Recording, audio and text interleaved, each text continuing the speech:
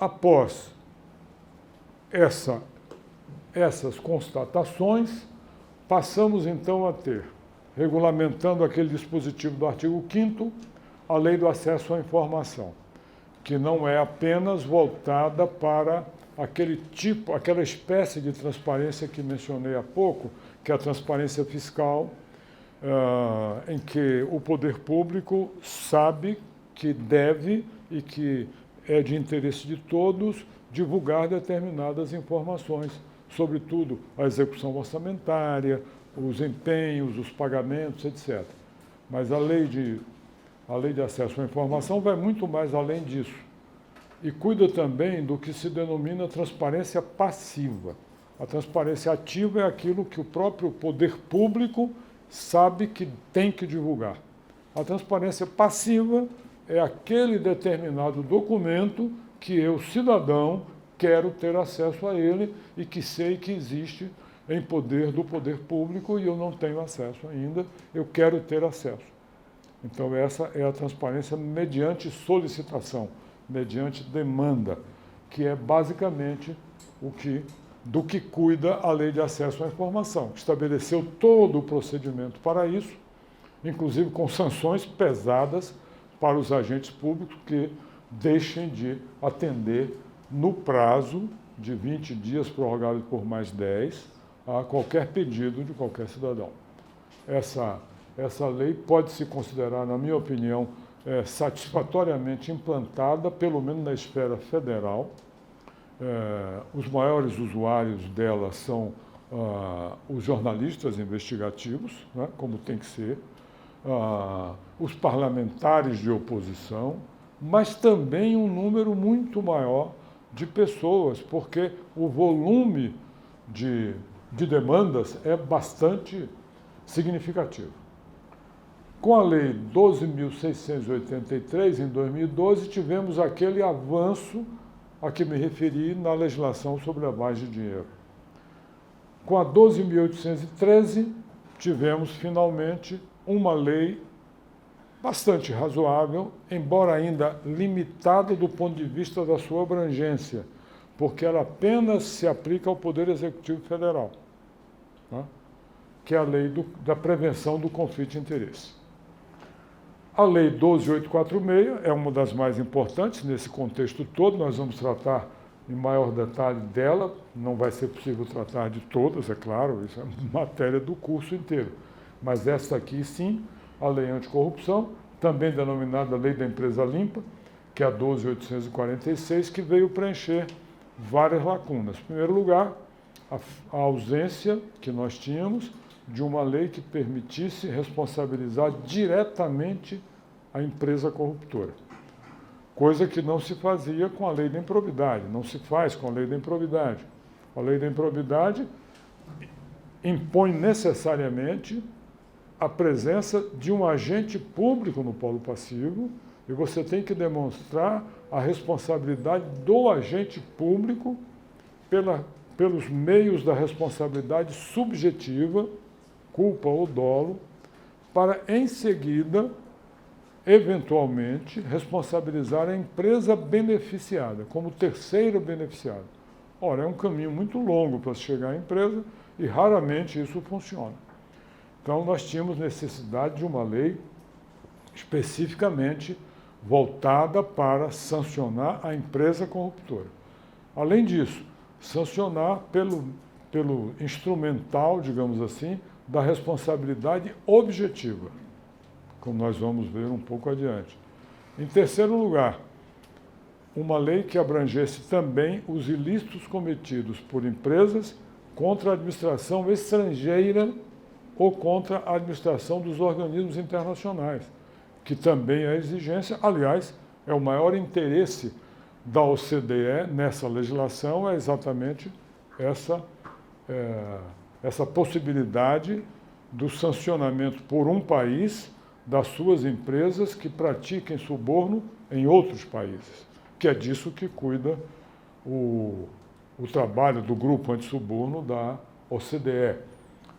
A corrupção nacional é de importância secundária para eles, é mais a transnacional. Mas a nossa lei, então, cuidou logo das duas coisas.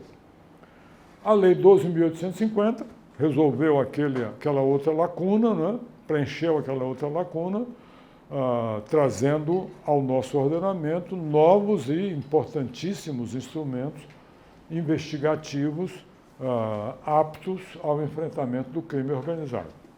Ações controladas, delações premiadas, com todos os excessos, desvios, exageros, distorções que tenham acontecido ou venham acontecendo na prática, não há como negar a importância desse passo. E a Lei 13.303, que mencionei há pouco, conhecido como Lei das Estatais, que preencheu aquela promessa, atendeu aquela promessa constitucional de dotar o país de uma legislação que definisse de modo mais preciso as relações de uma empresa estatal com o Estado e com a sociedade. Como nós sabemos, a empresa estatal é aquela que fica naquele meio termo, né? Ela integra a administração pública, nos termos do velho Decreto-Lei 200, ela integra a administração indireta, mas ela é de direito privado e ela é, em muitos aspectos, tratada, e tem que ser assim, pela própria Constituição, igualmente a uma empresa privada. Então, essa posição híbrida aí traz uma série de complicações, dificuldades que essa lei tenta enfrentar, inclusive quanto à obrigatoriedade de adoção de medidas de compliance, de governança e tudo mais, que na medida do possível a gente tratará, e que é tratado no curso com bastante detalhe. Ainda, mais recentemente ainda, aqui eu diria novíssimos instrumentos, não novos, mas novíssimos, 2017, a Lei 13.506, que regulou o processo administrativo sancionador no âmbito das instituições financeiras, e assemelhado, né? Banco Central, CVM, etc. A Resolução 4.595, também de 2017, do Banco Central, que é específica para a política de compliance das instituições financeiras. O Decreto Federal 9.203 de 2017, eu coloquei aqui, embora não seja lei, seja decreto, pela sua importância, porque ele é o instrumento normativo que nós temos no país, é claro que é aplicável somente à administração federal, como decreto que mas é um instrumento que tornou obrigatória a adoção de uma política de governança e compliance nos órgãos públicos, né? Então, não é apenas para o setor privado e não é apenas para as empresas estatais que estão um pouco naquela linha divisória, mas também os órgãos da administração direta, autárquica e fundacional. E, no caso deles, imposta com obrigatoriedade. Para as empresas privadas não é obrigatório, programa de compliance. Não é obrigatório, é apenas incentivado. A empresa que tiver um bom programa, eficaz, que funcione, ela, se eventualmente estiver envolvida num processo, ela terá a sua pena reduzida em até 20%, sua pena de multa. E será dispensada da publicação da decisão que causa dano à imagem. E também terá a possibilidade de conquistar um acordo de leniência. São incentivos, mas não é obrigatório. Para os órgãos públicos da administração direta, é obrigatório agora no âmbito federal. Para as estatais, é obrigatório pela Lei 13.303 e para todas as esferas. Porque no caso das estatais, a previsão é de lei. Então, estatais estaduais, estatais do Distrito Federal, estão todas obrigadas a ter o programa de compliance. No caso dos órgãos da administração direta, apenas os federais, porque isso está baseado em decreto. Além disso, nós temos, ainda nesse instrumental, leis estaduais que têm surgido gradativamente. Eu tenho conhecimento de 4, pelo menos, e mais umas 4 em tramitação em Assembleias Legislativas. Nas 4 que já são leis, uma das primeiras é aqui do DF, a primeiríssima foi o Estado do Rio, o segundo foi o DF, leis exigindo a adoção de compliance por empresas que pretendam contratos públicos. Condição de contratação. Não é condição para concorrer na licitação, mas é condição para a continuidade do contrato. Nós vamos ver as vantagens e os problemas que isso acarreta. E decretos de regulamentação da lei anticorrupção no âmbito estadual, uma vez que o decreto federal, ele só em uma pequena parte ele tem efeitos de âmbito nacional, que é na parte em que ele especifica os critérios de avaliação dos programas de compliance. No mais, ele se aplica como decreto somente à esfera federal. Bom, aqui, para dar uma ideia, embora não de forma completa, mas apenas exemplificativa, do nosso quadro atual, aqui está um pouco fora da tela, mas dá para ver, o atual quadro normativo repressivo contra a corrupção resulta no seguinte: um determinado fato ilícito pode ser alcançado pelos mais diversos tipos de ação, pelos mais diversos tipos de norma repressiva sancionadora. São meros exemplos, né? Porque aqui não coube colocar todas, ficaria muito pequeno a letra. A Lei de Licitações e Contratos, na sua parte sancionadora, no campo administrativo, aqueles artigos 86 a 88, e na parte criminal, os artigos 89 e seguintes, é aplicável. Pode ser aplicável diante de um determinado fato ilícito, se envolver, é claro, o campo de licitação e contrato. Esse mesmo fato pode vir a incidir nas sanções administrativas da Lei do Tribunal de Contas, que é outra que eu não mencionei, 8.443, a lei orgânica do TCU, com as sanções próprias do TCU. Pode também o mesmo fato se envolver cartelização, ofensa à livre concorrência, incidir nas sanções do CAD, da lei do CAD, 12.529, 2011, tanto administrativas como judiciais.